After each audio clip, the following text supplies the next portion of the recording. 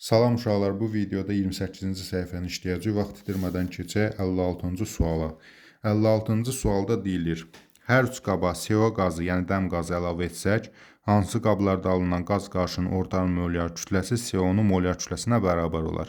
Əvvəlcə baxaq, CO-nun molyar kütləsi neçədir? 12/16 28. Deməli, hansı qabdakı 28-dirsə, onda molyar kütləsinə bərabər olacaq.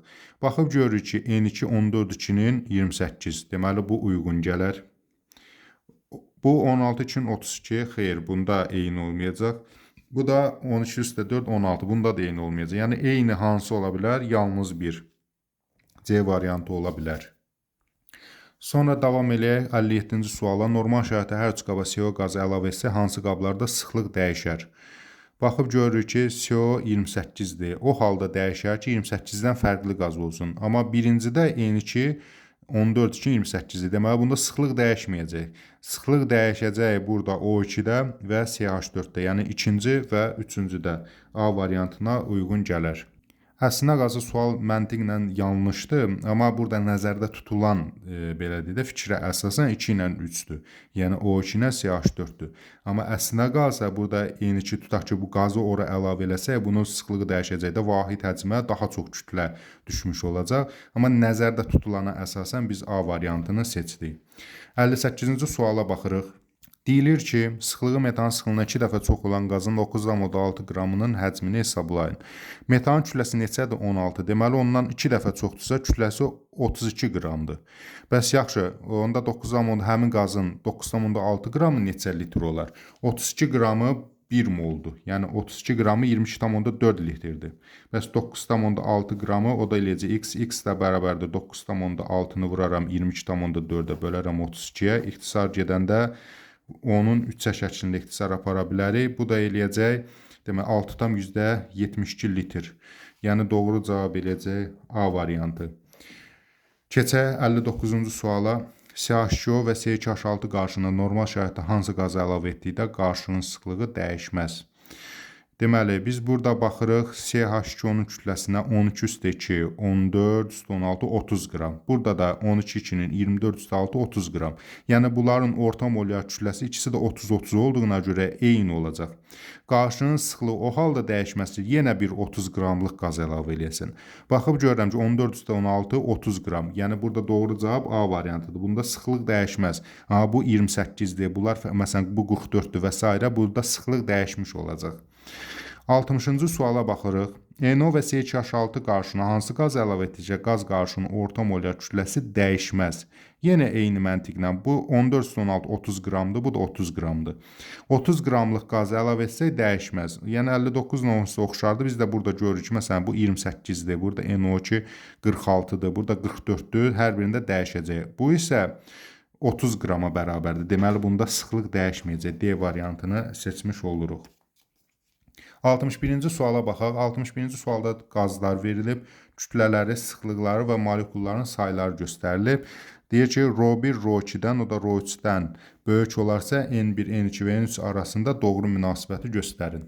Bu sualı tam aydınlaşdırmaq üçün əvvəlcə qısa nəzəri məlumat verək. Çünki o daha belə deyək də aydın olsun sual. Biz burada görürük ki, sıxlıq ρ1, ρ2, ρ3 sıxlıq həm də nə deməkdir? Yəni, sıxlıq nə ilə düz mütənasibdir? Orta molyar kütlə ilə və yaxud da molyar kütlə ilə düz mütənasib olacaq.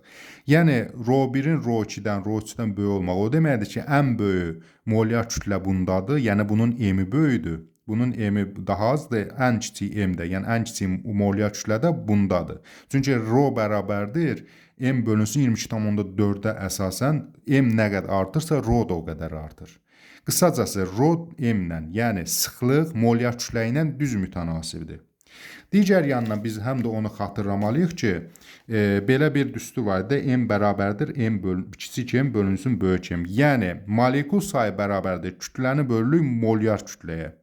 Kütlə də hər üçündən eyni qədər götürüb. Yəni, onun molyar kütləsinə bölsük mol miqdarını taparıq və ya molekulların sayını da tapa bilərik. O halda n deyəndə biz burada nü-nü əslində götürməliydik. Yəni, biz burada bu nəticəni çıxarda bilərik ki, məsələn, bir də rəqəmlərlə yerinə qoysaq, yəni tam sizə aydın olsun deyə, məsələn, üçündən də 100 qram götürüb. Məsələn, həm x, həm y, həm z qazından tutaq ki, 100 qram götürüb. Bunun rhosunun çox olmağı o deməkdir ki, məsələn, bunun molyar kütləsi də çoxdur. Misal üçün, bunun molyar kütləsi olsun 100 qram. Bu rhosu az olmağı, yəni o deməkdir ki, orta molyar kütləsi də azdır. Məsələn, bu olsun 50 qram, bu da olsun 25 qram. Təbii ki, bunu 100-ü 100-ə böləndə bu 1 mol eləyəcək, bu 2 mol eləyəcək, bu da 4 mol eləyəcək. Molu nə qədər azdırsa, o qədər molekul sayı da az olacaqdır. Çünki altdan %2-yə vuracaq, bu olacaq 1 ENA, bu eləyəcək 2 ENA, bu da eləyəcək 4 ENA qədər molekul. Yəni, uzun sözün qısası, sıxlıq nə qədər azalarsa, molekul sayı o qədər çoxalar. Bu tip suallarda qısaca bunu yadda saxlaya bilərsiniz. Yəni, Rho1, Rho2, Rho3 siyasi ilə gedirsə, onda N3, N2, N1 ilə də molekul sayı olacaq. N3 ən çox molekul, N1 ən az molekul. Bu da E variantına uyğun gələr. Digər deyişlə, sıxlıqla tərs mütənasib olacaq molekulların sayın. Yəni, ən çox sıxlıq olanın ən az molekulu olacaq. Bu cür yadda saxlaya bilərsiniz. İndi bu nəzəri izahdan sonra 62 də bənzər sualdır. Biraz onu sürətli işləyək. Yenə deyir ki, burada 3 dənə qaz götürüb, üçünün də kütləsi eynidir. Sıxlıqları bu dəfə ən çox Rho3-dür. Rho3 Rho2-dən böyüdür, Rho2 də Rho1-dən böyüdür. Və deyir ki, bunlar arasında doğru münasibəti müəyyən edin. Tərs mütənasib olduğuna görə, yəni N1 N2-də, N2 də N3-dən böyük olmuş olacaq. Bu da C variantına uyğun gələcək. Keçək 63-cü suala. Görürük ki, bir qabdır, bu porşendir, yəni bunu sıxır, belə deyək də, tutaq ki, məsələn, silindrin içərisində. Deyir ki, qazın sıxılma prosesi üçün hansı ifadələr doğru deyil, yəni yanlış olanlar hansıdır, onu soruşur. Görürük ki, burada sıxıldıqca nə baş verib? Təbii ki, sıxlıq artıb da, çünki bir var, məsələn, burada məsəl üçün də 10 dənə molekul var, daha geniş yer tutub. Amma yavaş-yavaş bunu sıxıb, 10 dənə molekul daha az həcmə yerləşib. Deməli, sıxlıq nə edib? Artıb. Amma burada deyir ki, sıxlıq azalıb, bu yanlışdır. Bizdən də yanlışları soruşur. Bu bir yanlışdır, bunu götürürəm. Sonra kütlə azalır, kütlənin heç ümumi əlaqəti yoxdur. Bu da məsələn 100 qramdır, bu da 100 qramdır. Sadəcə həcm dəyişib. Yəni, bunu sıxdıqca kütləsi azalıb artması ki, eyni qalar da. Deməli, kütlə azalır fikri də yanlışdır. Mol miqdarı dəyişmir, doğrudur. Məsələn, bu da 1 moldur, bu da 1 moldur, bu da 1 moldur. Sadəcə o 1 mol molekul daha balaca bir qaba, daha kiçik qaba yerləşdirilib. Yəni, burada doğru cavab olacaq A variantı 1-2. Yəni, yanlışlar burada 1-dən 2-dir. Sonra 64-cü sualda isə deyir, qazın sıxılma prosesi üçün hansı ifadə doğrudur? Bu dəfə tərsini soruşur. Baxıb görür ki, bəli, sıxlıq artıb. Çünki neyinib?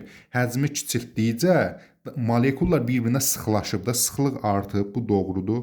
Kütlə azalır, kütlə ümumiyyətlə içinə dəyişmir. Burada məsələn 100 qramdırsa, elə bu da 100 qramdır. Kütlə çünki burada molekul kənarlaşmır və ya bura təzə molekul əlavə edilməyib ki, kütləsi artsın və ya azalsın.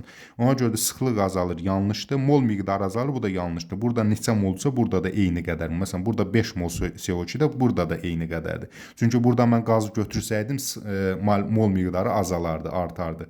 Burada qabın çıxış yeri yoxdur, axı bu azalsın mol miqdarı. Deməli, 3 də yanlışdır. Burada doğru cavab yalnız bir E variantına uyğun gələcək. 65-ci suala baxırıq. Qazlar verilib, havadan yüngül, ağır və ümumiyyətlə 4 dənə qaz verib. X, Y, Z, T qazları.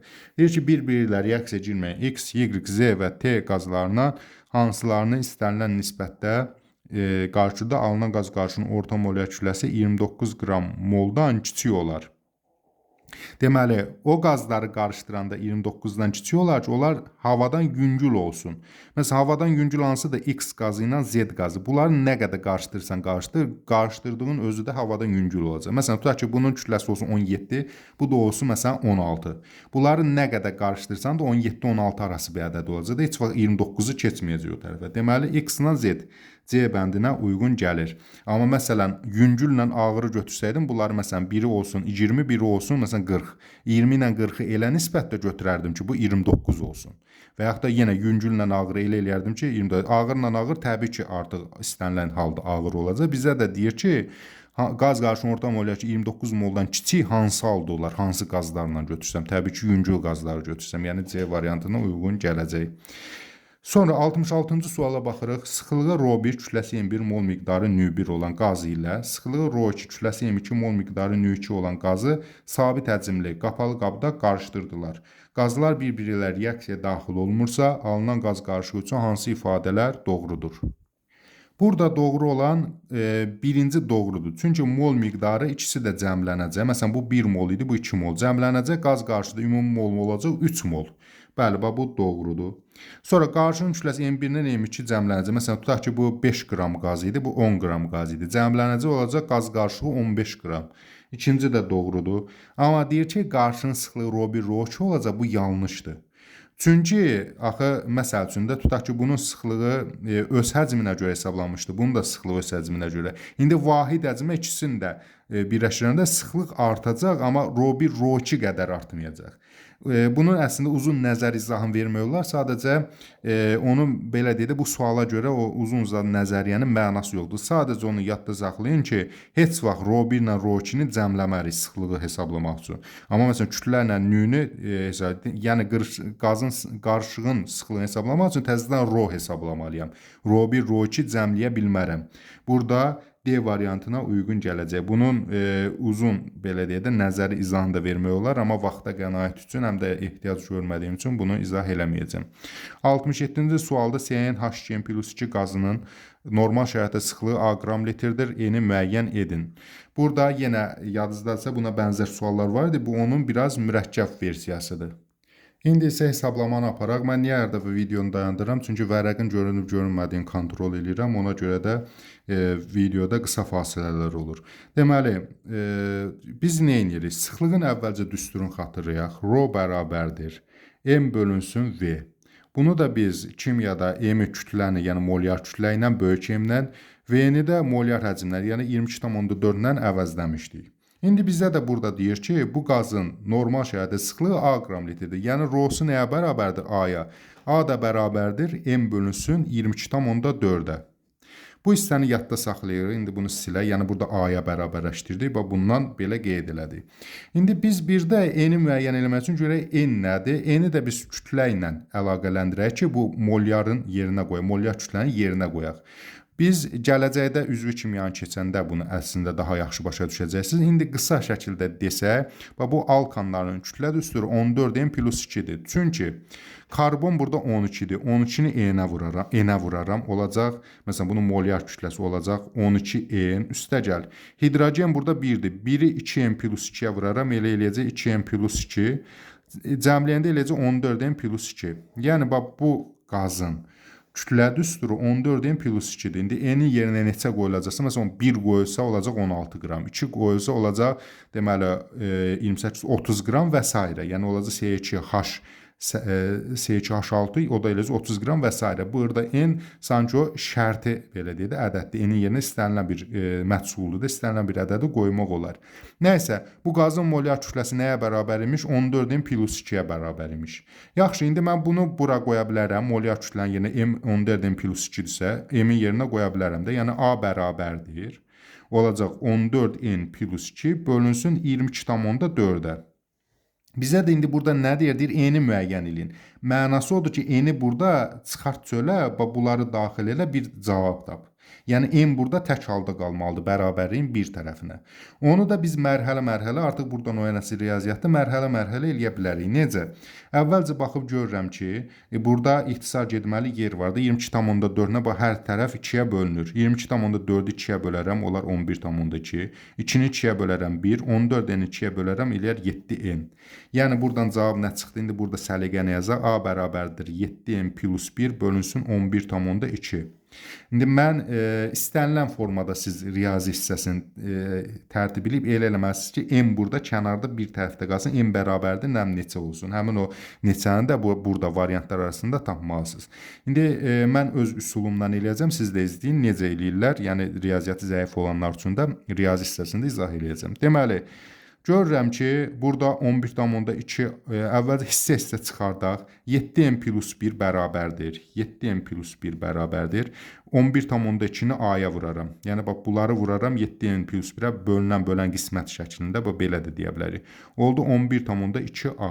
Bunları vurdum, buna surətə bərabərləşdirdim. Sonra isə hər iki tərəfdən 1 çıxaram. Yəni, burada üstəgəl 1 silinər, buradan da çıx 1 olar. Ondan sonra isə 7N buna bərabərsə, bəs tək N neçəyə bərabər olacaq? N də bərabərdir 11,2A çıx 1 bölünsün 7-yə. Məndən də nəyi soruşurdu? Deyirdi, eni müəyyən edin. Eni də tapdım. Deməli, en nəyə bərabər imiş? 11,2 açıq 1 bölünsün 7. Yəni, D variantına uyğun gəlirmiş. Buna bənzər sual həmçinin 29-cu səhifədə 68-ci sualda var. Həmin sualı da işləyəcək. Orada da bunu başa düşməyə bir də orada daha geniş surətdə izah edəcəm. Çünki bu son sualları mən qısa şəkildə izah edirəm. Siz 68-i işləyirsiniz. İşləyə bilsəsiniz, işləyə bilməsəniz bir də 29-cu səhifənin 68-ci tam eyni sualda belə deyək də verilənlər biraz fərqlidir. Siz də o suala baxırsınız, onda biraz daha geniş surətdə izah edəcəm. Onda da daha yaxşı qavrayacaqsınız. Sağ olun uşaqlar, növbəti dərslərdə görüşənədək.